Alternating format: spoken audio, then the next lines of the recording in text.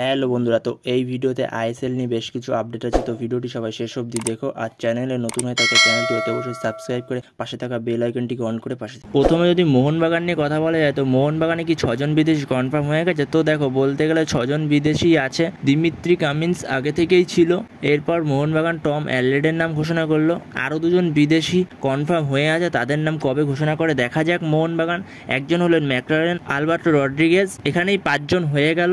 Dmitry Cummins, Tom Allred, McLaren, Alberto Rodriguez. আর একজন কি তাহলে? সে কি আর্মান্দো সাদিকু, যার সাথে আরও 1 বছরের কন্ট্রাক্ট আছে মোহনবাগানের। তো মার্কাস যেমনটা জানিয়েছে যে এই মুহূর্তে দাঁড়িয়ে মোহনবাগানের ষষ্ঠ বিদেশি সাদিকুই। যেমনটা শোনা যাচ্ছিল সাদিকুকে অন্য কোনো ক্লাবে লোন ডিলে পাঠাবে মোহনবাগান। তো পাঞ্জাব এফসির সাথেও কিছুটা কথাবার্তা হয়েছিল এই ব্যাপারে, যেটুক শোনা গেছিলো। তো এই মুহূর্তে দাঁড়িয়ে যেটুক শোনা যাচ্ছে সাদিকু মোহনবাগানেই থাকার চান্সটা বেশি। কিন্তু এতগুলো নম্বর 9 রাখবে মোহনবাগান? সাদিকু থাকলে 3জন প্রপার নম্বর 9 হয়ে যাবে, সাদিকু, কামিন্স, ম্যাকলারেন।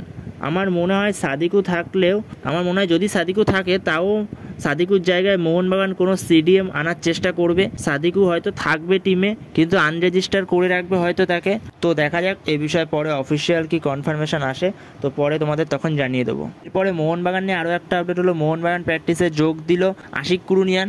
মোহনবাগান সমর্থকদের জন্য এটা খুবই খুশির খবর।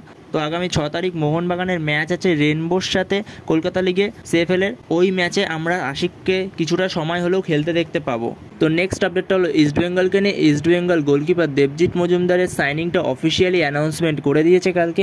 তো এরপর যদি মোহামেডান এফসিকে নিয়ে কথা বলা যায়, তো মোহামেডান এফসি একজন বিদেশি নিয়ে আপডেট আছে। তো সেই বিদেশির নাম হচ্ছে মোহাম্মদ কাদিরি। তার বয়স হচ্ছে 28 বছর। একজন ঘানার ডিফেন্সিভ মিডফিল্ডার। বর্তমান সময় সে ফ্রি এজেন্ট রয়েছে। তো মোহামেডান এফসি এই মোহাম্মদ কাদিরিকে 2 বছরের জন্য তাদের দলে সই করালো। তো বন্ধুরা, এই ভিডিওতে এই আপডেটগুলো নিয়ে আলোচনা করার ছিল।